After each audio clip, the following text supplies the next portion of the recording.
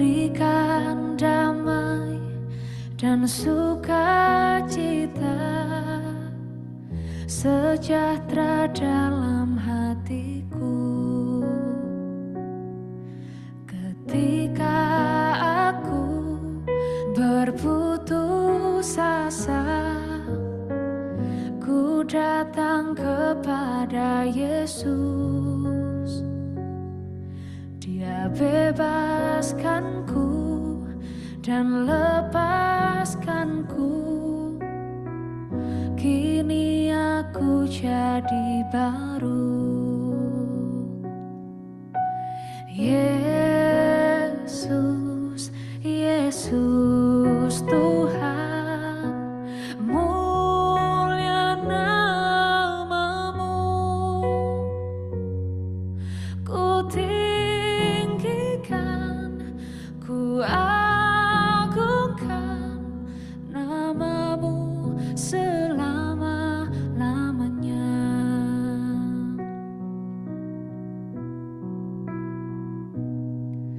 Ketika aku berbeban berat, ku datang kepada Yesus. Dia berikan damai dan sukacita, sejahtera dalam hatiku.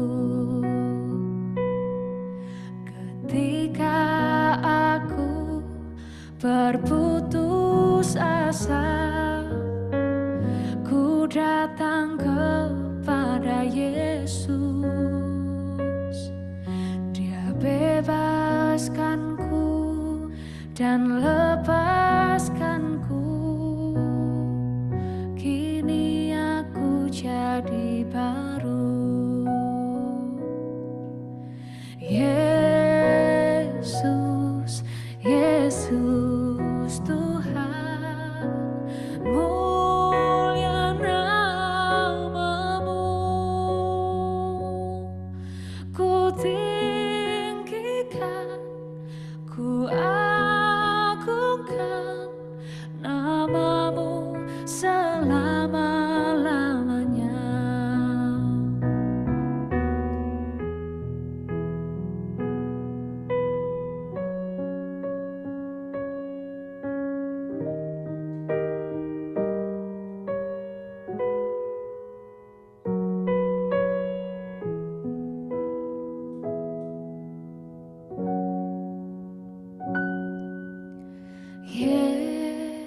Yesus, Yesus Tuhan, mulia namamu.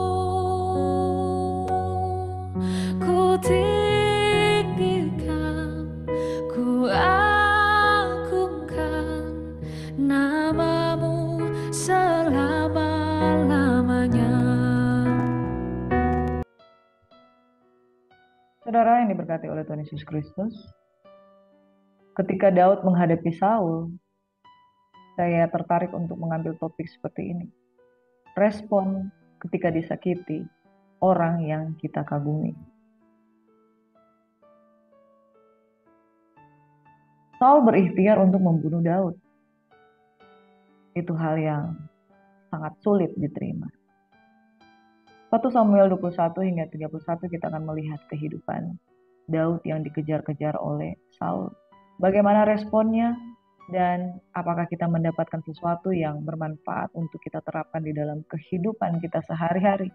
Dari kehidupan Daud yang dikejar-kejar Saul, ingin dibunuh oleh Saul. Respon apa dari Daud yang bisa kita pelajari, saudara? Kita implementasikan seandainya kita mengalami itu.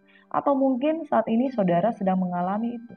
Ketika disakiti orang yang kita kagumi, saudara. Ada satu pertanyaan saya tertarik untuk membahasnya. What drives you in time of trouble? Saudara, apa yang driving Anda? Apa yang mengendalikan Anda pada saat engkau mengalami masalah? Masalah ini orang terdekat itu menginginkan hal yang buruk terjadi di dalam kehidupanmu. Nah, saudara, sebelum kita lebih lanjut dalam kebenaran firman Tuhan, mari kita refleksi diri kita, pernah nggak kita mengalami dimusuhi orang? Padahal Anda merasa tidak pernah berlaku jahat terhadap orang ini. Bahkan mungkin selama ini Anda menganggap orang itu sahabat, orang yang dikagumi, dan mungkin Anda adalah orang yang berjasa bagi dia. Anda adalah orang yang menolong dia. Saudara, hal itu dialami oleh Daud. Dia adalah seorang yang menyelamatkan bangsa Israel. Dia menyelamatkan mereka dari bangsa Filistin pada waktu dia membunuh Goliat. Dia juga menyelamatkan Saul berkali-kali dari depresinya karena diserang dan dirasuki oleh roh-roh jahat. Ketika dia memuji, dia menyembah, hadirat Tuhan berkenan hadir di tengah-tengah mereka. Dan kemudian Saul mengalami damai sejahtera dan ketenangan. Dia tidak mengalami ketenangan kalau nggak ada Daud. Harus ada yang main kecapi, harus ada yang worship, harus ada yang menyembah di samping dia, baru dia mengalami tekanan. Kemudian Daud membunuh berlaksa-laksa musuh-musuhnya, bangsa Israel, musuh-musuh Saul. Jadi kurang bermanfaat apa di dalam kehidupan mereka berdua? Mereka adalah partner, rekan kerja, bahkan ayah dan anak. Bisa dikatakan seperti itu, saudara. Berkali-kali Daud menolong Saul di dalam hal berperang dan lain sebagainya. Tidakkah Daud merasa berhak untuk merasa kecewa? Muncul perasaan dikhianati, ditikam dari belakang, marah, kecewa, sedih. Itu pasti dialami oleh Daud. Saudara yang diberkati oleh Tuhan Yesus Kristus. Bagaimana supaya diri Anda tidak dikendalikan oleh perasaan Anda? Itulah yang penting dan menentukan tindakan Anda selanjutnya. Saudara, kalau yang menyakiti hati kita, ya seperti teman biasalah, kadangkala itu tidak terlalu berpengaruh. Tapi kalau Anda disakiti oleh seorang pimpinan, oleh seseorang yang Anda kagumi, hormati, respect dengan dia, dia orang yang lebih berkuasa dari Anda, dia punya kemampuan yang lebih dari Anda, tapi dia menginginkan hal yang jahat di dalam hidup saudara. Pernahkah saudara melewati semuanya itu? What drives you in time of trouble? Apa yang kemudian mengendalikan perasaan Anda pada waktu itu? Apakah saudara akan terlelap di dalam kekecewaan? Saudara jadilah kuat. Segala sesuatu akan indah pada waktunya. Jika kita berespon tepat, ketika kita berespon benar, kita andalkan Tuhan, intervensi ilahi, izinkan itu ada di dalam kehidupan kita. Maka saudara dan saya akan mengalami kemenangan. Saudara, dari pasal-pasal yang kita renungkan hari ini, saya menyarankan kita membaca 5 pasal per hari. Dan karena kami tayang setiap 2 hari sekali, maka kami merekapitulasi kadangkala 10 bahkan lebih pada saat ini untuk menyelesaikan kitab Samuel. Saya sharing 11 pasal. Mulai dari pasal 19, Daud sudah melarikan diri dari Saul karena menyerang dia. Daud menyatu hatinya dengan Yonatan, kemudian mereka melakukan perjanjian damai. Beberapa fase di dalam kehidupan Daud, saudara, yaitu pertama Daud di daerah Nob, dia bertemu dengan Imam Ahimelek. Dia bertemu dengan Imam Ahimelek, dia minta makan di sana. Gak ada makanan, kecuali roti kudus, roti yang ketika disajikan itu tidak dimakan, yang sedianya mungkin akan dibuang dan ditukar dengan roti yang baru. Kemudian Imam Ahimelek memberikan roti itu karena dia percaya kepada Daud, dipikirnya orang ini adalah orang kepercayaan Saul, jadi diberikan roti kudus itu. Lalu karena Daud di dalam pelarian, dia butuh senjata, dia tanya, apakah ada senjata di sini? Nah, di tempat itu di Nob, Ahimelek bilang tidak ada.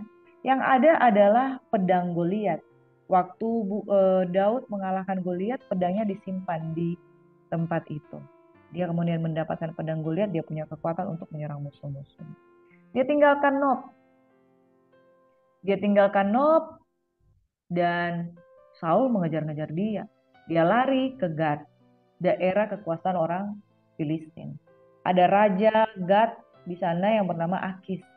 Di sana mereka mengenali dia, pasukan-pasukan Filistin, orang-orang Filistin itu mengenali dia. Bukankah ini Daud yang mengalahkan Goliat? Bukankah Daud ini yang dikatakan dia mengalahkan orang beribu-ribu laksa? Saudara yang diberkati oleh Tuhan Yesus Kristus, bayangkan di Gad, di hadapan Raja Filistin, dia menjadi orang yang pura-pura gila. Dia mengeluarkan liur dan dia seolah-olah orang yang lupa ingatan. Kemudian dia berekspresikan sebagai orang gila. Apa yang terjadi? Karena dia takut, saudara. Takut kepada Raja Akis. Kemudian dia takut kepada Saul. Daud yang mengalahkan beribu-ribu laksa bisa mengalami hal seperti itu, pura-pura gila, saudara. Bayangkan kalau saudara pura-pura gila di dalam masalah saudara. Ya, itu keadaannya sudah desperate sekali, saudara. Tapi ini terjadi, kenapa? Karena dia takut kepada Saul. Dia takut sekaligus dia hormat kepada Saul. Kenapa dia takut? Dia punya kemampuan untuk membunuh beribu-ribu laksa. Tapi dia tidak mau menggunakan keberaniannya itu karena dia respect. Masalahnya di sini, saudara. Musuh yang dia miliki, kalau musuh itu hanya orang-orang yang bangsa-bangsa yang tidak takut akan Tuhan, wah, dia langsung tebas. Dia punya kemampuan, dia punya pengalaman mengalahkan Goliat. Dia punya taktik untuk mengalahkan musuh. Tapi kepada orang yang satu ini, musuh yang tidak mudah. Saudara, di dalam kehidupan ini, kadangkala kita diperhadapkan dengan musuh-musuh yang bisa gampang kita kalahkan. Tapi ada kalanya kita bertemu dengan musuh yang tidak dengan mudah dapat kita kalahkan. Kita tidak bisa melawan dia. Dia adalah pimpinan. Dia adalah suami kita. Dia adalah istri kita. Bukan lawan yang bisa kita kalahkan. Yang kita harus kalahkan adalah diri kita sendiri. Bagaimana Daud berpura-pura gila karena dia tidak bisa menyerang Raja Gad, dia tidak bisa menyerang Raja Saul, dia melarikan diri dari Raja Saul karena ini musuh yang dia tidak bisa perangi. Saya mau katakan bahwa Saul adalah musuh yang dia tidak bisa perangi. Ada berapa banyak di antara kita, ketika kita punya musuh-musuh di dalam kehidupan ini, kita tidak diajarkan untuk menyerang dia. Kalau musuh itu kelihatan, kalau musuh itu jelas bahwa dia betul-betul berasal dari setan, betul-betul berasal dari iblis, betul-betul berasal dari musuh-musuh kita yang tidak takut akan Tuhan, gampang saudara, kita serang aja di dalam nama Yesus. Semua selesai. Tapi kalau musuh kita adalah oknum, pribadi, yang tidak bisa kita serang, ini masalah. Yang kita harus menang adalah diri kita sendiri. Amin. Kemenangan mengalahkan musuh yang tidak bisa dilawan adalah kita harus menang terhadap diri sendiri. Daud rela untuk menjadi pura-pura gila supaya dia tetap kuat untuk tidak menyerang balik dari ayahnya, ayah angkatnya, papanya, itu Raja Saul. Saudara, ketika dia desperate, kemudian dia keluar dari sana, dia berjalan lagi. Apa yang terjadi? Dia masuk ke gua Adulam.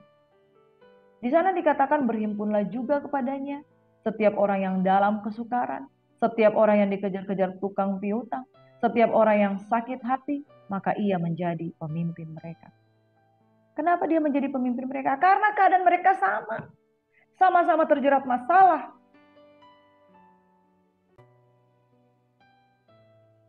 Keadaan mereka sama, saudara. Orang-orang yang terbuang. Orang-orang yang menghadapi musuh yang tidak bisa dilawan.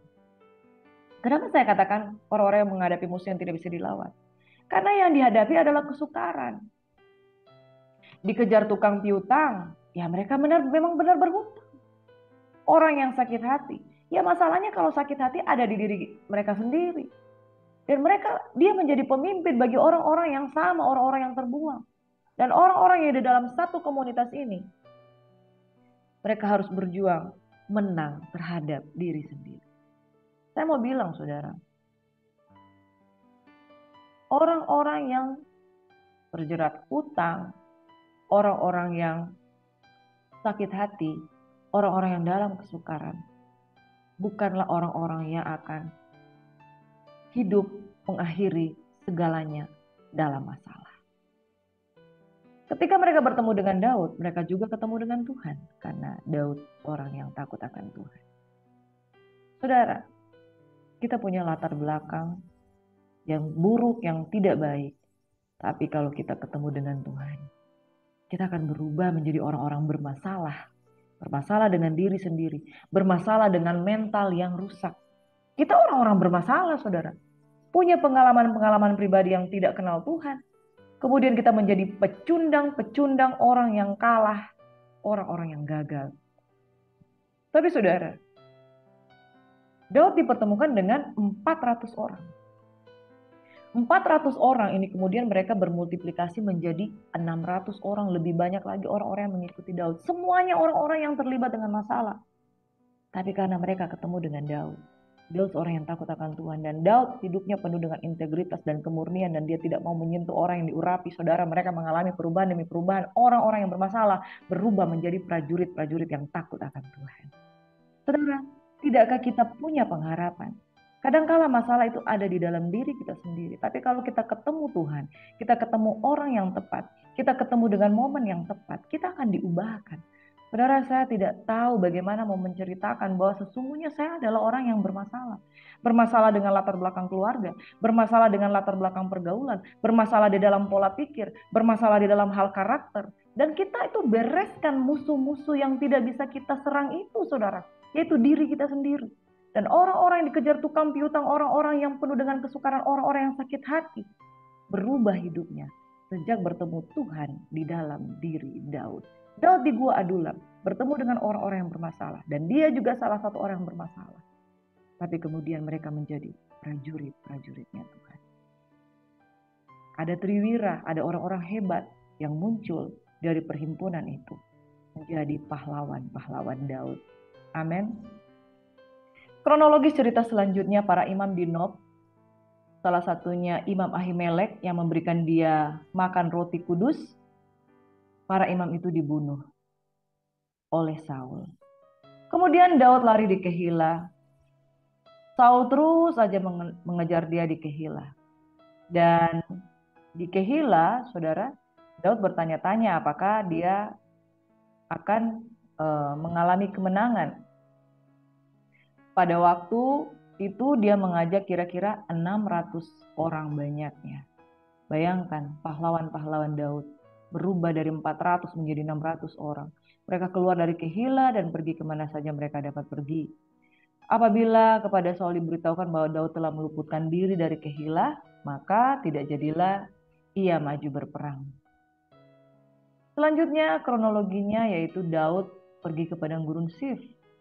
Dikejar lagi, saudara. Dikejar lagi oleh Saul. Orang-orangnya itu almost sudah hampir mengepung Daud. Orang-orangnya sudah sangat dekat. Itu kalau mau dikatakan bahwa sudah sangat dekat dan mereka hampir saja mengepung Daud. Dan bisa dipastikan kalau dia menemukan Daud pada waktu itu mati, saudara. Tapi apa yang terjadi? Tuhan meluputkan dia. Seorang suruhan datang kepada Saul dengan pesan, undurlah Raja Saul. Orang Filistin telah menyerbu negeri. Kemudian mendengar hal itu mereka mundur. Terhenti pengejarannya padahal sudah sangat dekat dengan Daud. Dan kemudian Saul dan pasukannya pergi menghadapi orang Filistin. Sebab itu orang menyebut tempat itu Gunung Batu Keluputan. Di saat Saul sudah sangat dekat dengan Daud. Dia dengar info seperti itu. Dia langsung pergi. Daud diluputkan. Saudara yang diberkati. Memang kalau Tuhan berkehendak, kalau Tuhan berkenan kepada orang itu. Kalau memang dia dalam masalah itu banyak sekali. Ada aja keluputan. Ya saudara. Daud di Nob, Daud di Gad, Daud di Gua Adulam, Daud di Kehila, saudara, Daud di padang gurun Sif. Kalau memang Tuhan menginginkan Daud binasa pada waktu itu, masih di tempat dan lokasi yang pertama dia udah mati, masih di istana pada waktu Saul mau melemparkan tombaknya kepada Daud, pasti dia udah mati. Tapi kenapa dia berulang-ulang kali mengalami kemenangan? Karena Tuhan ada di pihak dia dan Tuhan melindungi dia. Makanya saudara yang diberkati di dalam kehidupan ini, kalau saudara sudah mengalami pertolongan Tuhan berkali-kali di dalam kehidupan saudara, itu berarti saudara spesial di mata Tuhan. Saudara penting di mata Tuhan. Yang harus jadi pertanyaan bagi kita, kenapa Tuhan meluputkan saya berulang-ulang? Dan sampai pada hari ini kita nggak ngerti-ngerti maksud Tuhan dalam kehidupan kita itu seperti apa. Serahkanlah hidupmu kepada Tuhan dan percayalah maka Dia akan bertindak, Dia akan menolong saudara untuk kemudian mengalami kemenangan demi kemenangan. Saudara, melewati Gunung Batu Keluputan, di padang gurun En-Gedi, di Gunung Batu Kambing Hitam, saudara. Saul mau buang air, saudara. Kemudian secara diam-diam, Daud memotong punca jubah dari Saul. Dan dia berkata, "Bapak, ini aku. Saya sudah diberikan kesempatan untuk melakukan hal yang mungkin bisa membunuh Bapak. Tapi saya tidak mau melakukannya. Kenapa? Tapi kenapa Bapak mengejar saya? Saya sudah menganggap Bapak itu sebagai orang tua." Saudara yang diberkati, kemudian Saul bilang, "Anakku, aku tidak akan melakukan apa-apa kepadamu." Lalu dia biarkan Daud pergi, dan Daud juga membiarkan Saul tetap hidup.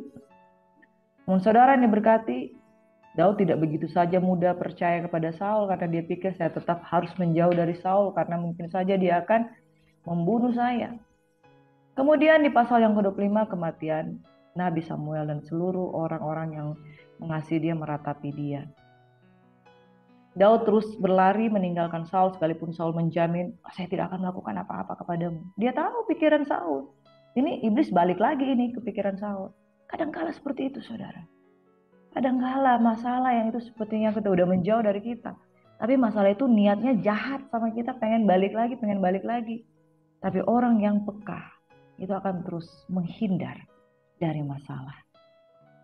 Seketika kemudian Daud ketemu dengan Nabal dan Abigail kemudian menjadi istrinya dipersunting. Lalu di bukit Hakhila, sekali lagi Daud dipertemukan dengan Saul. Dan pada waktu itu dia tertidur pulas. Ada Abner yang selalu berjaga-jaga dengan diri Saul. Kemudian Saul dilihat oleh Daud.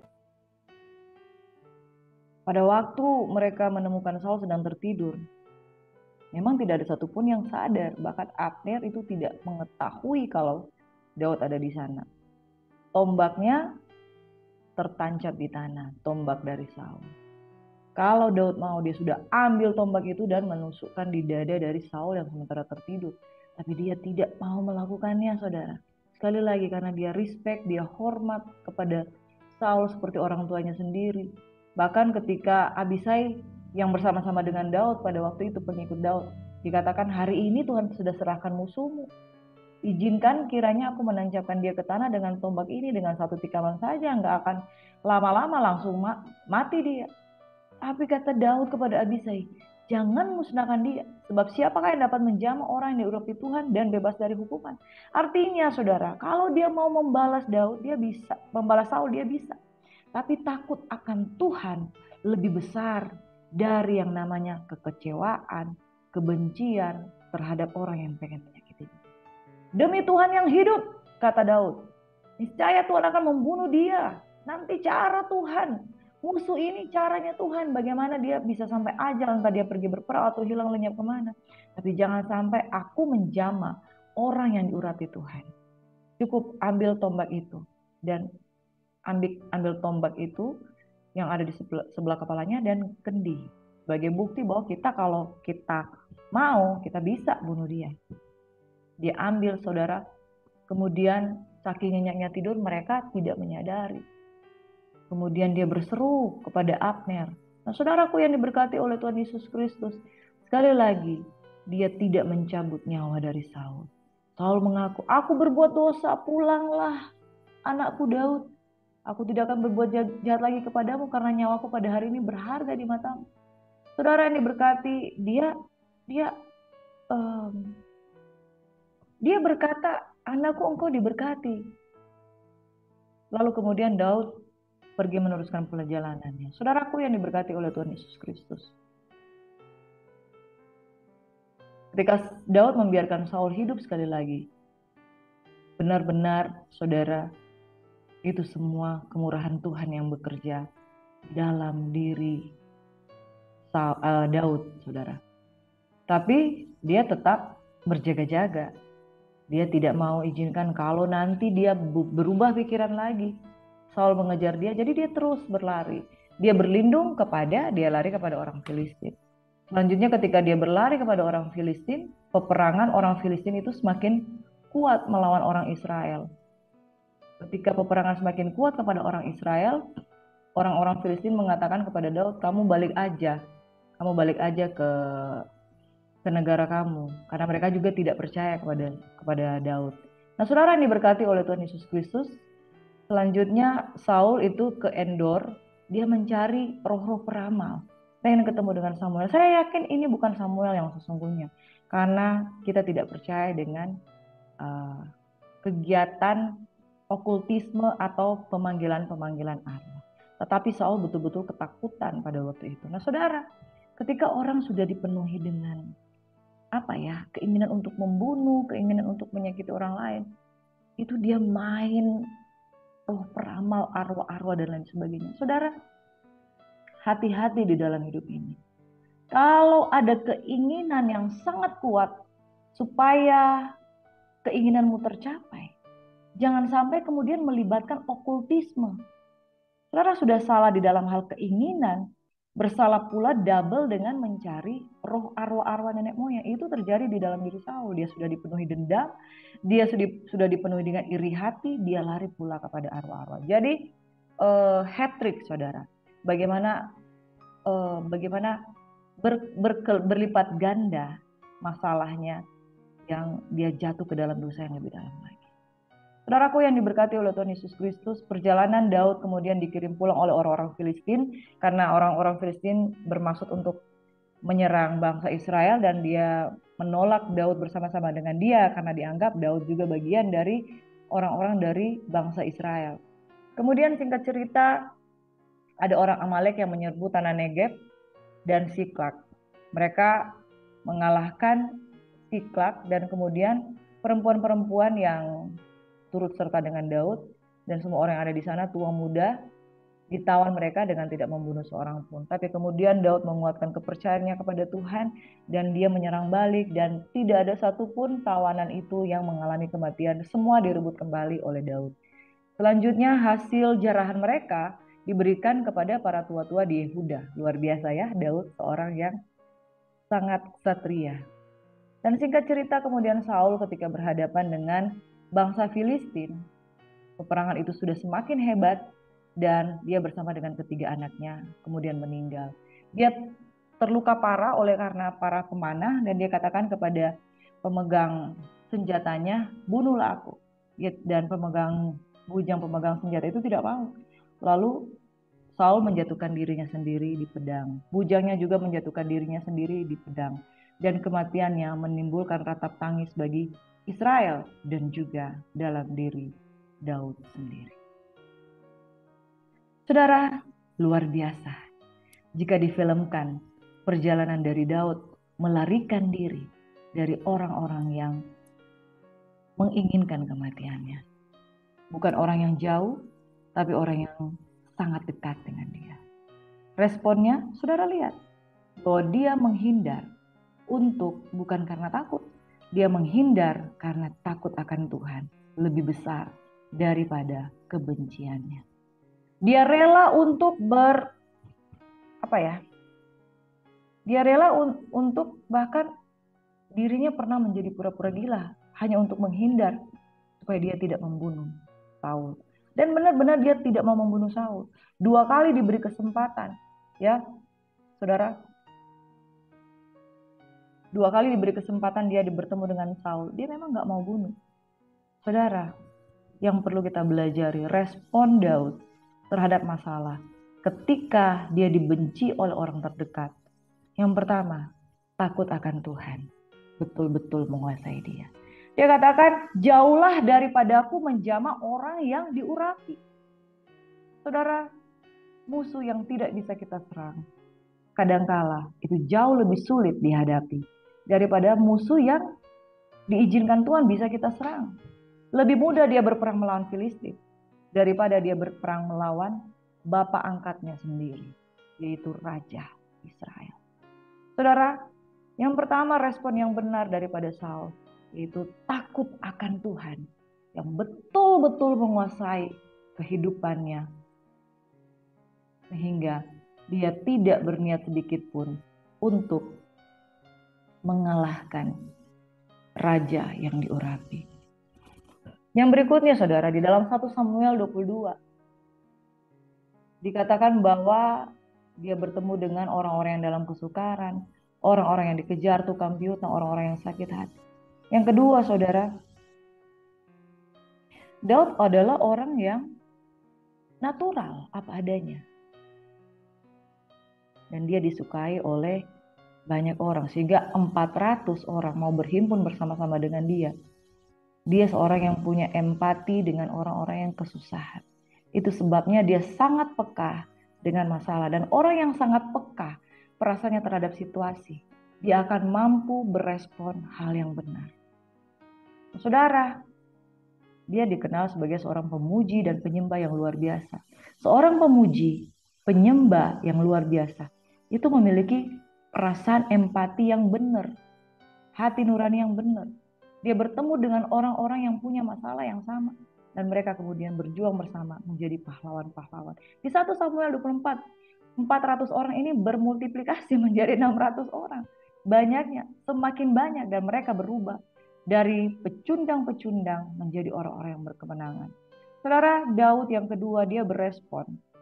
Dia adalah seorang yang penuh dengan empati, seseorang yang takut akan Tuhan, dan takut akan Tuhannya ini membuat orang-orang lain yang ada masalah yang sama dengan dia mengikuti caranya dia, sehingga mereka diubahkan dari pecundang menjadi pemenang-pemenang kehidupan.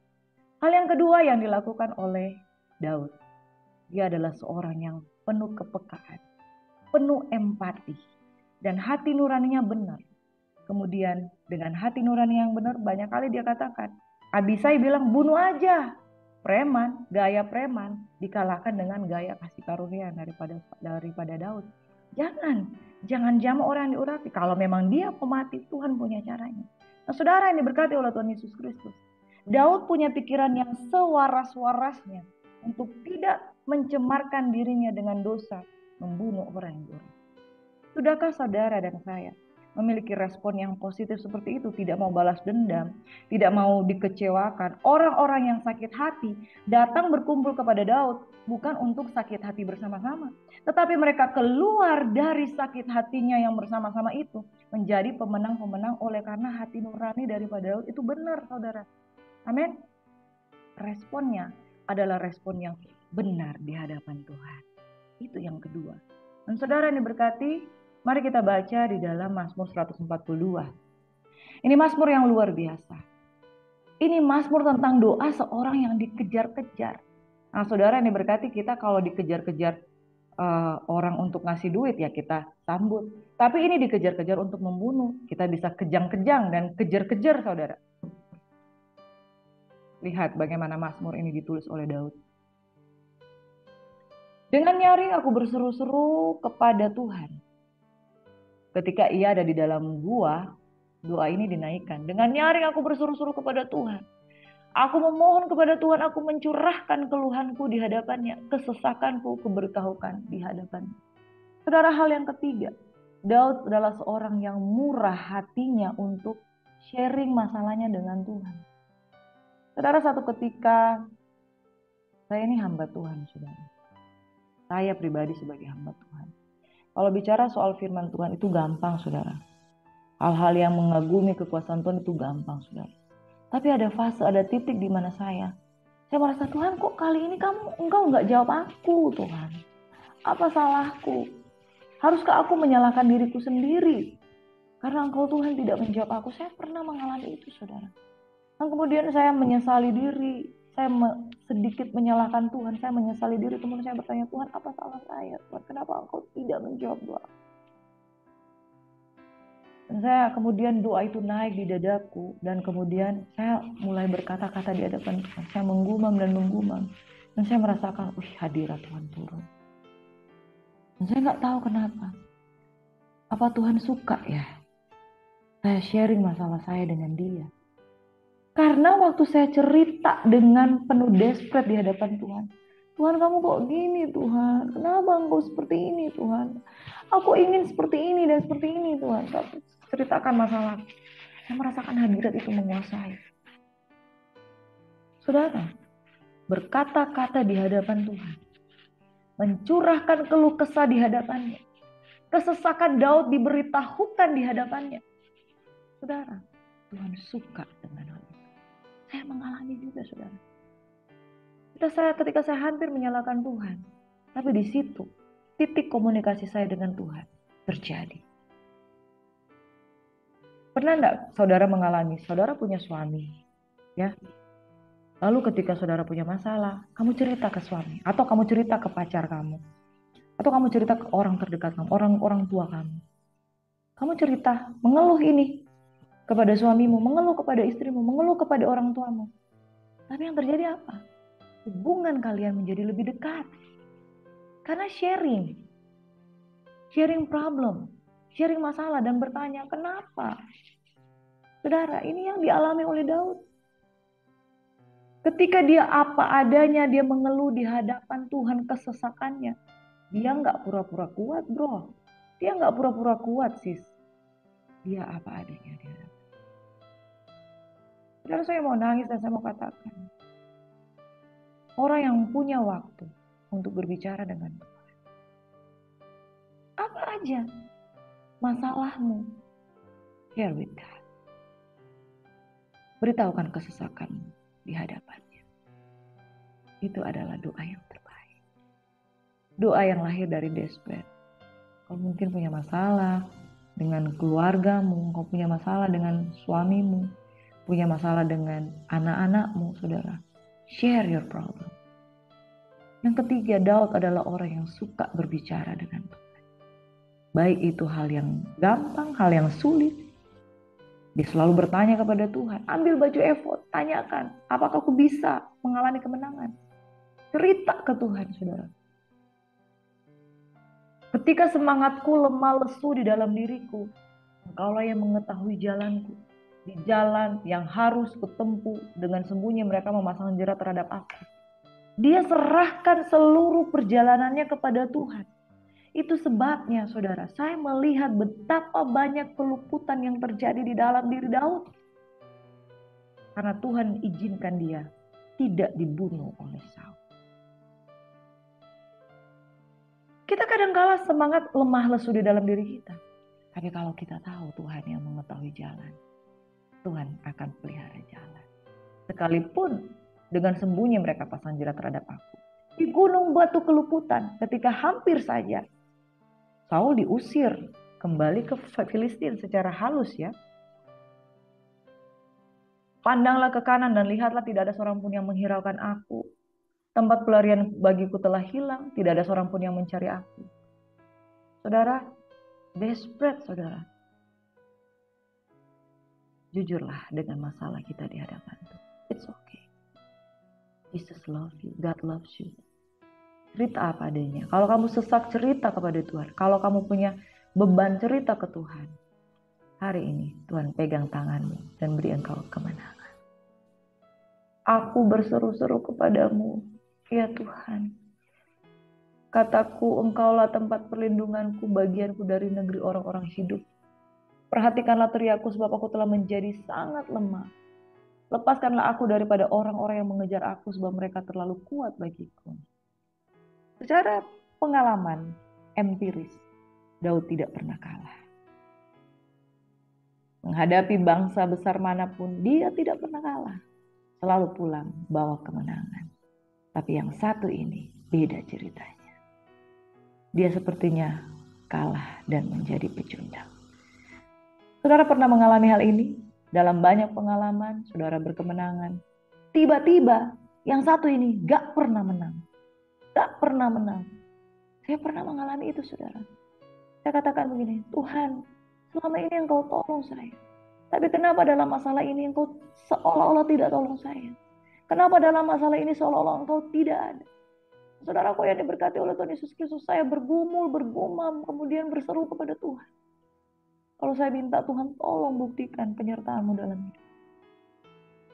Bukankah engkau tidak menarik pertolongan-Mu dari dalam kehidupan? Saudara yang diberkati. Ketika saya berseru seperti itu, hatiku damai. Yang lebih luar biasa lagi. Tuhan tolong, saudara. Dia benar-benar ada, saudara. Perhatikanlah teriakku, sebab aku telah menjadi sangat lemah. Kita perlu mengakui keadaan kita. Suatu ketika saya merasakan momen di mana saya nggak rasa apa-apa dalam hadirat. Saya nggak rasa apa-apa. Saya seperti sebuah casing, handphone yang kosong tanpa handphone di dalamnya. Saya berseru, God, what happened, God? Help me, Lord. Help me, Lord. I'm so weak. I'm so weak. I'm so weak. Saya menunjukkan saya kuat di hadapan orang, tapi saya sangat lemah. I'm sorry. Desperate-nya itu, saudara. Dijawab Tuhan. Oh, saya bersemangat sekali hari ini ketika menyampaikan firman. Akui kelemahan. Akui kelemahan. Dan undang Tuhan hadir. Aku berdoa pada saat ini bagi setiap jiwa-jiwa yang letih lesu dan berbeban berat. Yang merasakan kehidupannya ada pada titik yang paling lemah. Lepaskanlah aku daripada orang yang mengejar aku. Perhatikanlah teriakku sebab aku ini telah menjadi sangat lemah. Lepaskanlah aku daripada orang-orang yang mengejar aku sebab mereka terlalu kuat bagiku. Respon yang luar biasa daripada Daud, saudara. Ketika dia dibenci oleh orang yang terdekat, dia lari ke Tuhan. Mereka terlalu kuat bagiku, dia lari ke Tuhan. Keluarkanlah aku dari dalam penjara untuk memuji nama-Mu. Orang-orang benar akan mengelilingi aku apabila Engkau berbuat baik. Saudara, how you doing? Do you feel weak? Do you feel guilty? Apakah engkau merasa ditinggal? Angkat kedua tangan dan kata, Jesus Lord God, I need you so much. Firman Tuhan berkata, Mazmur 142, dengan nyaring aku berseru-seru kepada Tuhan. Dengan nyaring aku memohon kepada Tuhan. Aku mencurahkan keluhanku di hadapan. Kesesakanku, ku beritahukan di hadapannya. Saudara, respon dari Daud ketika dia disakiti oleh orang yang dekat dengan dia. Hanya sharing ke Tuhan. Hanya nama Yesus, hanya nama Yesus. Hanya nama Yesus yang tolong dia. Dia berseru pertolongan Tuhan itu. Aku berdoa pada pagi hari. Mari angkat kedua tanganmu dan katakan, aku berseru kepada Tuhan. Dengan nyaring, aku memuji Tuhan. Berkeluh kesah di hadapan Tuhan. Bapa di surga, seberapa tangan-tangan Tuhan, anak-anak-Mu yang terangkat. Kau memberkati, Engkau tolong mereka. Doa-doa mereka muncul di dada mereka. Aku berdoa untuk sahabat GCC yang dalam pergumulan. Mereka ada yang batal menikah. Bapa di surga, tentu Tuhan punya rancangan yang terbaik dalam hidup mereka. Bahkan mereka ada yang kehilangan orang-orang yang mereka kasih. Oh haleluya. Oh haleluya. Mari saudara, jangan malu akan Injil. Jangan malu untuk datang kepada Tuhan dengan seruan dengan hati. Tuhan kiranya memberkati. Mengembalikan doa itu di dadamu. Sehingga engkau tetap kuat dan bersemangat. Jangan menyerah. Berseru kepada Tuhan. Serahkanlah segala khawatirmu di hadapan Tuhan. Sebab Tuhan yang benar. Bapak, aku berdoa pada pagi hari ini. Setiap orang yang mengandalkan Tuhan. Tuhan pasti tolong. Tuhan pasti tolong. Dan belajar daripada Daud. Dia tidak menjamah orang yang diurapi. Dia tahu itu bukan musuh yang sesungguhnya. Tapi musuh yang sesungguhnya adalah respon yang salah terhadap musuh yang tidak bisa kita serang balik. Musuh yang terbesar adalah respon kita. Biarlah kita berespon benar terhadap segala sesuatu yang Tuhan izinkan terjadi. Berkeluh kesah di hadapan Tuhan. Dan Tuhan akan memberikan pertolongan tepat pada waktu. Menjadikan kami orang yang berkarakter Kristus. Oh haleluya Yesus. Saya merasakan lawatan Tuhan pada pagi hari ini. Dan Bapa, aku berdoa mengimpartasikan jemaat kasih Tuhan yang dalam pokok-pokok doanya merindukan Bapa di surga, ada seorang pemudi yang membutuhkan pekerjaan untuk bisa kembali ke tempat kerjanya. Masalah dengan bosnya, Tuhan Yesus, Kau pulihkan keadaannya. Biarlah dia yang sudah lama sekali meninggalkan ibadah, dia boleh sungguh-sungguh kembali kepada Tuhan.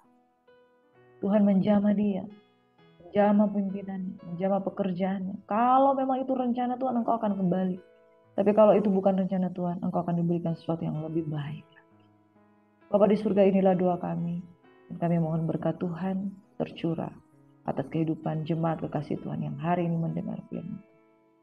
Diurapi, diberkati, dipulihkan, dan mengasihi lebih sungguh, maka kita akan hidup lebih daripada pemenang. Tidak berespon negatif, tapi takut akan Tuhan. Seperti Daud.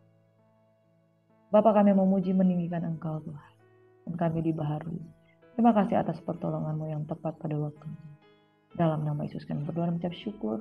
Haleluya. Amin. Serahkanlah segala kekhawatiranmu kepada Tuhan sebab Dia yang pelihara engkau. Tetaplah berdoa. Tuhan memberkati. Shalom.